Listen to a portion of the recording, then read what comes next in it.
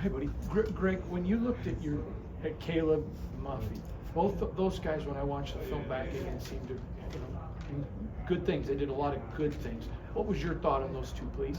Yeah, same opinion that you have, and again, we'll continue to rotate those guys this week, or we have been in practice, and let them compete. But I thought it was good to see Caleb out there as a rookie. Muffy's obviously played before, but got a chance to rotate Caleb in there, and did some good things. So we're pleased with that. With a young player like Caleb, is it just about being able to get some positive film to get him some confidence? Well, no question, and he's going every day, like I said, against our number one defense. So he gets that work in practice, but it's a different, to me, atmosphere when you get out there on game day. So I think anytime you can play in a regular season game, that the competition steps up, the level of play steps up across the ball. So it just was good, and I think he'll benefit from it. Third downs have been an issue this year. Is there anything that you can pinpoint that now that you're calling plays that can maybe put you in better position for conversions here? Well, it always starts with protection first. So we're, big emphasis on the protection part of it, but everyone's involved in it. Like I said last week, whether it's, running better routes, or the quarterback getting the ball out on time, or the running backs making sure they're involved in their part of the protection, or the pass receiving. So all involved in it, but just always trying to find ways, protect it up first, and then get the ball in the hands of your playmakers.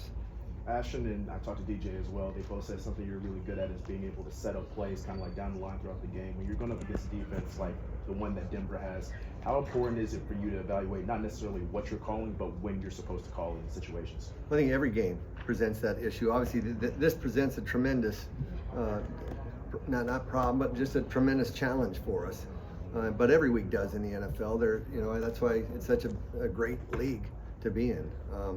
But we've got significant challenges this week, and we expect our coaching staff and players to rise up to meet the challenge. Because when you played Denver the first time, you were looking at it from a different avenue as a position coach. A fresh look, I guess, on this defense as you look at tape. Does that bring maybe a fresh approach as you play the Broncos for a second time? Well, I think everyone sees the game differently, to your point. And so, it was only 3 games ago for them, and obviously they've had a bye, so they've only played 2 games since. So we've got a pretty good idea, a little bit, in terms of looking at their tendencies. And I've been in the division. I've seen a lot of these players, really. So, but it does help that we played them before, and we've got a lot of things that we got to clean up, not only against Denver, but the rest of the schedule in terms of what we're doing on third downs.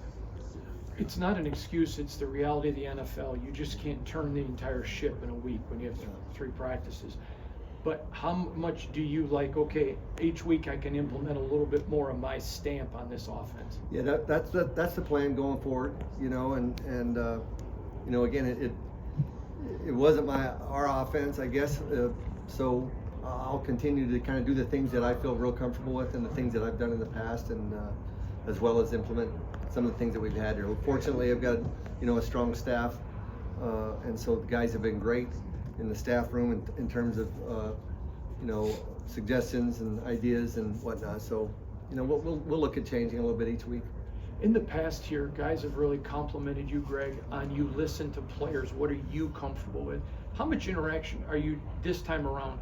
Are you talking with them about what they're comfortable with, what they like, what they feel productive about? How much is that part of still who you are? Well, that is definitely who I am, and it starts in the quarterback room and making sure that our quarterback's comfortable with what the plan is. And so, fortunately, again, I've had a relationship with Gino before, and developed that relationship with the other guys in the room. So it starts in that room, but then I think, again, having clear communication with the other position coaches and position players helps in that aspect.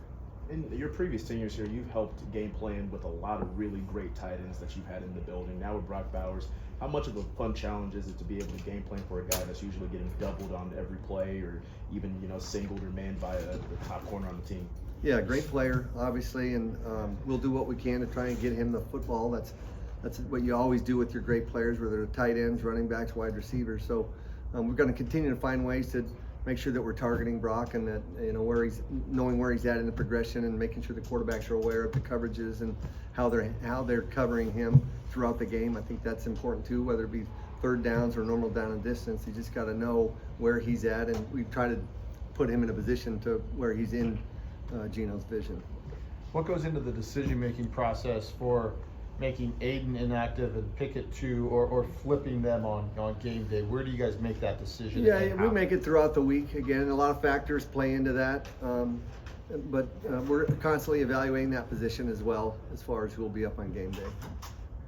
Good. Yeah. Thanks, guys. Thank you.